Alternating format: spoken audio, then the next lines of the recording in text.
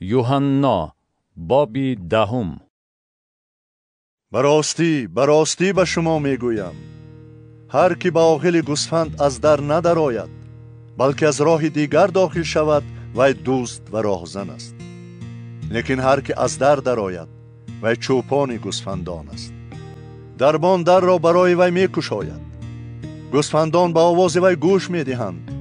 وی گوسفندان خود را نام به نام میخواند و بیرون میبرارد. چون گوسفندان خود را برآورد پیشا پیش آنها می رود و گوسفندان از عقیب وی می روند چون که آوازش را می شناسند. لیکن از عقیب کسی بیگانه نمی روند بلکه از وی می گریزند چون که آواز بیگانه را نمی شناسند. همین مثل را عیسی به آنها گفت، لیکن آنها نفهمیدند که او به آنها چی گفت. باز عیسی به آنها گفت: براستی به شما میگویم من برای گوسفندان در هستم.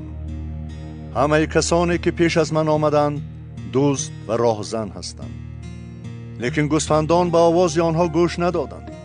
من در هستم. هر کی به وسیله من داخل شود نجات می‌یابد و به درون و بیرون می‌رود و چراگاه پیدا می‌کند. دزد می‌آید تا که بدزدد، بکشد و تلف کند. من آمدم تا که آنها حیات یابند و آن را به فراوانی داشته باشند. من چوپان نیکم. چوپان نیک جان خود را برای گوسفندان فدا می کند.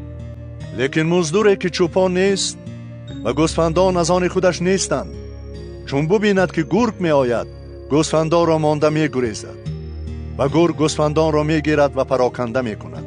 مزدور می گریزد چون که مزدور است و غم گوسفندان را نمی خورد. من چوپان نیکم و منسوبان خود را می شناسم و منسوبانم مرا می شناسند. چنان که پدر مرا می شناسد من هم پدر را می شناسم و جان خود را برای گوسفندان فدا می کنم. من گوسفندان دیگر نیز دارم که از این عاقل نیستند و آنها را نیز باید آورم.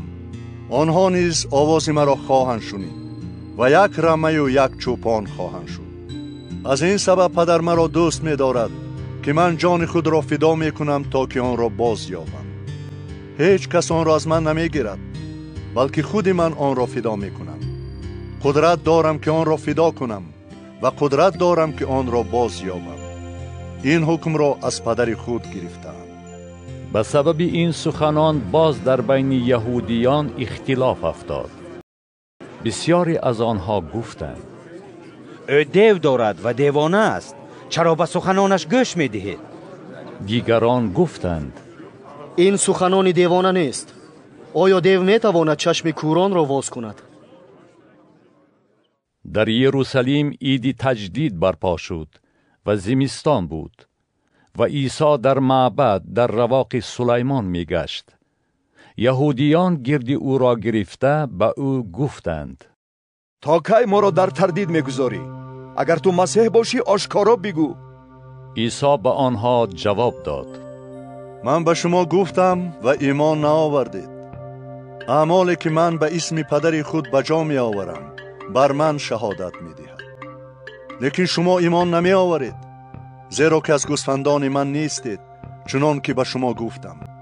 گوسفندان من به آواز من گوش می دهند و من آنها را می شناسم و آنها مرا پیروی می کنند و من به آنها حیات جاودانی می بخشم و آنها تا ابد تلف نخواهند شد و هیچ کس نمی تواند آنها را از دست من کشیده گیرد.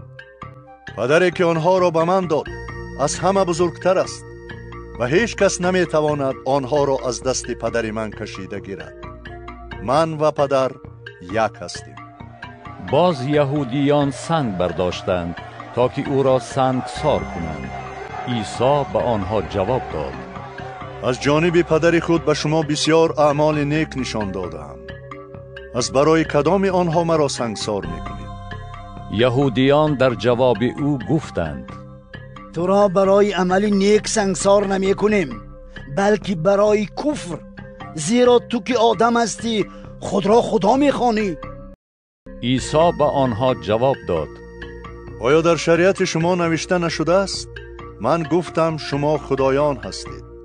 اگر آنهایی را که کلام خدا سویشان نازل شد خدایان خوانده است و نوشته نمیتواند باطل شود، پس به کسی که پدر او را تقدیس کرده به جهان فرستاد، چطور شما میگویید که کفر میگویید؟ چون که گفتم پسر خدا هستم. اگر اعمال پدر خود را به جا نمی آورم، به من ایمان نآورید، و اگر به جا می آورم، هرچند شما به من ایمان نمی آورید، پس به اعمال ایمان آورید، تا بدانید و باور کنید که پدر در من است و من در او. آنگاه باری دیگر خواستند او را دستگیر کنند، لیکن او از دستشان رها شد و باز به آن طرف اردن به همان جایی که پیشتر یحیی تعمید می‌داد رفت و در آنجا ماند. و بسیار کسان نزد او آمدند و گفتند: یحیی هیچ معجزه نشان نداد، لیکن هر آنچه یحیی درباره این شخص گفت راست بود. و بسیار کسان در آنجا به او ایمان آوردند.